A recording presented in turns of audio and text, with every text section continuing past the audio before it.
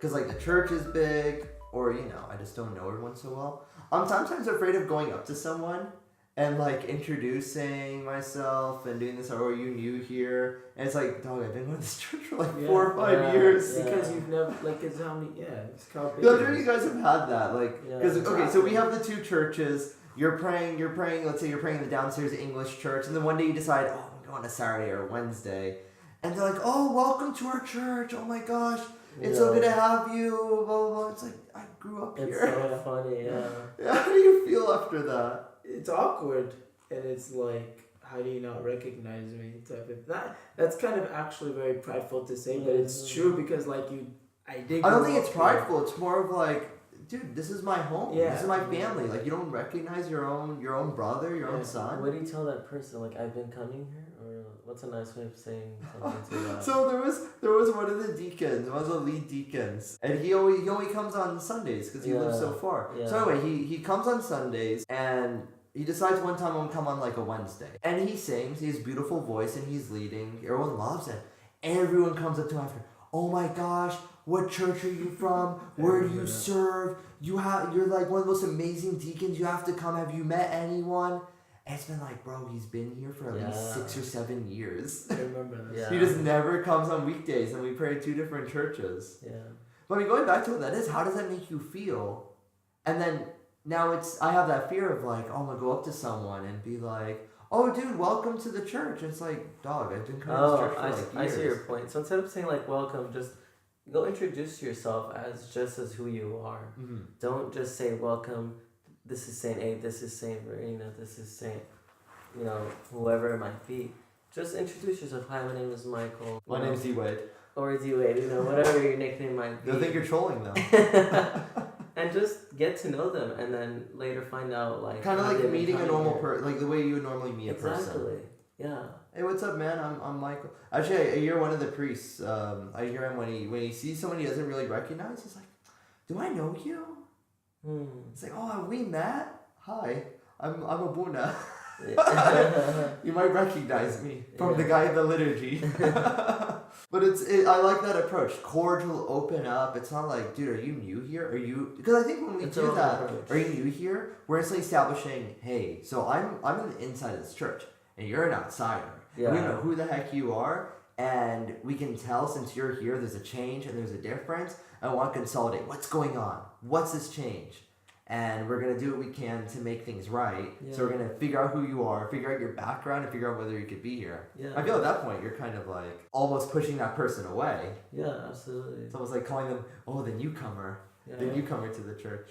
You could even talk to them as if like, how long have you been coming here? That could be seeing, you could be giving them the impression that, oh, they've been coming here. Oh.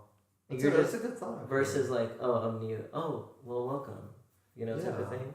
It's like, oh yeah, I've been going to this church since I was a kid. Oh nice, me too. You have something in common. Yeah. We can see ways right now where we're taking our cliquey environment and we're turning it into a more familial space. But I think what a lot of people want to do, especially servants who we consider the whole church, how do we make a difference in terms of the entire church becoming more welcoming and less cliquey? Wouldn't you have to change the culture for that?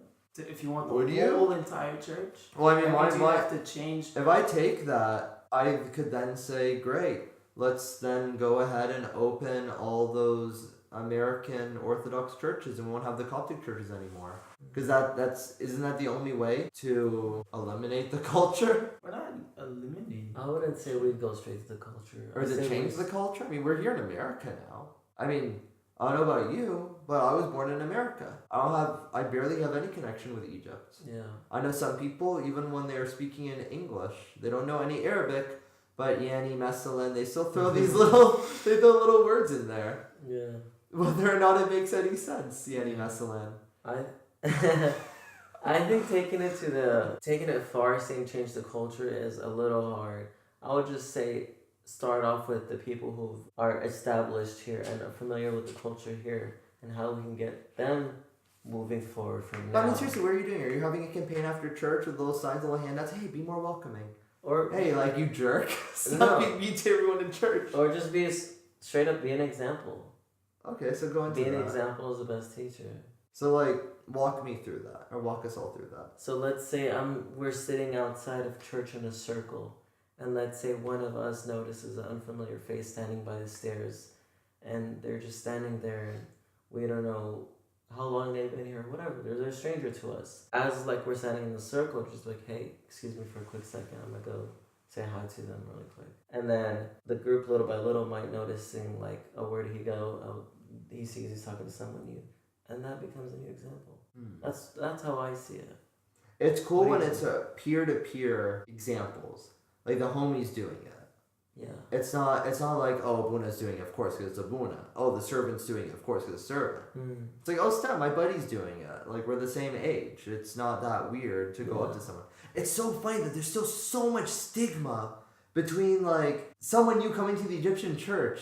Our natural, like, our instinct is to just immediately judge them. Oh, look at this guy walking in church, so smug, not knowing where he's going, not knowing where anything is. Look at them. Oh, they're not, oh, it's a girl, she's not wearing a sharb. Oh, she went to communion with her lipstick on. Oh, she did, like, there's they say to him differently than we do. Oh, let's scoff at them. I think a lot of people want to criticize the church, but I tell these people, be the change that you want to see. Exactly. If St. Athanasius needs to be a much more welcoming church, or the Coptic Church overall needs to be more welcoming to all persons, that change should begin with us. And God willing, it goes from us and goes to others. Sort of what St. Paul was always teaching, or he brings this up in 2 Thessalonians chapter 3. And he said, look, you saw how I lived among you.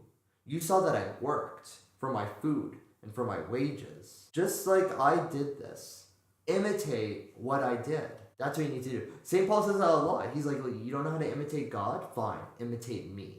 Because he was bold enough. So I guess at this point we need to be bold enough to give an example that is worth following. Or bold enough to act in such a way that is worthy of imitation. Alright, thank you. This is Everything Coptic. If you enjoyed, like and subscribe. Thank you to Dwade and Charlbanoub. We'll do another one of these. Peace.